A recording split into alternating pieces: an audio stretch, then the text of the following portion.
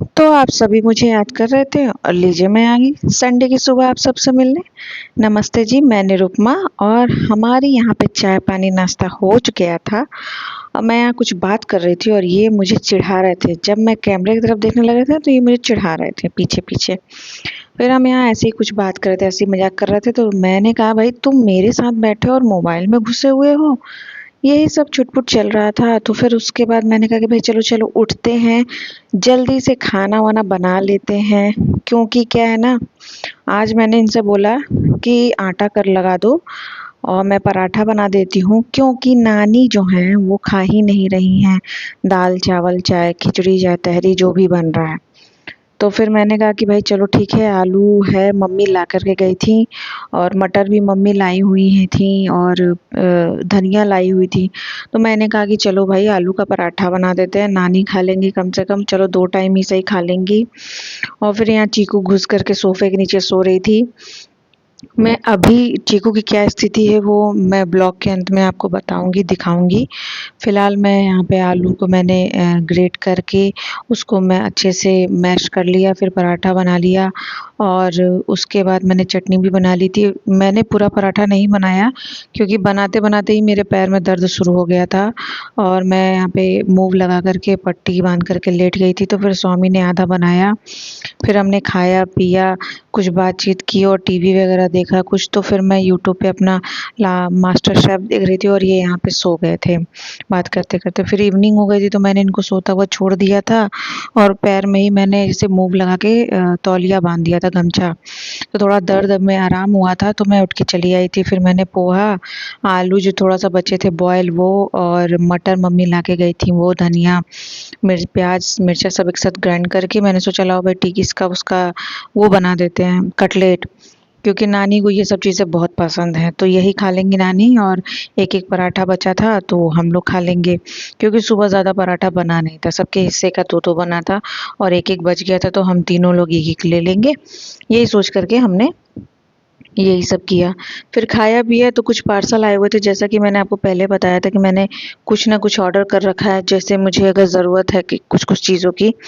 तो मैंने यहाँ पे साड़ी मँगवाया था, 2 साड़ी मँगवाया था और एक कुर्ती मँगाई थी शॉर्ट जीन्स पे पहनने की और जो ज्वेलरी मँगवाई थी छोटी-छोटी, पतली-पतली रेगुलर में पहनने के लिए या घर की पूजा पाठ हो उसमें पहनने के लिए।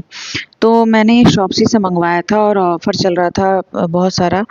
तो मुझे ये साड़ी बहुत अच्छी लगी, गोल्डन थी और मुझे चेक वाली साड़ियाँ पसंद हैं। मैंने पर्पल में सोचा था आएगा, लेकिन पता नहीं क्यों ये शायद ब्लू दिख रहा था। तो मैंने इसको कहा चलो साइड में रखते हैं, देखते हैं। फिर मैंने ये कुर्ती मँगवाई थी।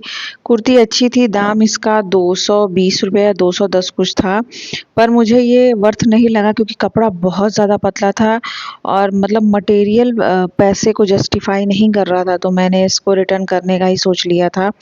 मुझे प्रिंट विंट भी ज़्यादा कुछ ख़ास लग नहीं रहा था। फिर इसके बाद मैं जो आपको दिखाऊँगी, मैं उसके बारे में कुछ दिन पहले ही आपसे बात कर रही थी कि मेरे साथ फ्रॉड हो गया और मैंने साड़ी मँगवाई थी उसकी जगह पे मैंने धानी कलर की साड़ी मँगवाई थी और ये आ गया था एक सूट मटेरियल, बहुत ही गंदा-सा, बकवास-सा। मुझे इतना बेकार लगा ये, तो मैंने रिटर्न डाल दिया था, लेकिन उन लोगों ने रिक्वेस्ट नहीं एक्सेप्ट कर रहे थे।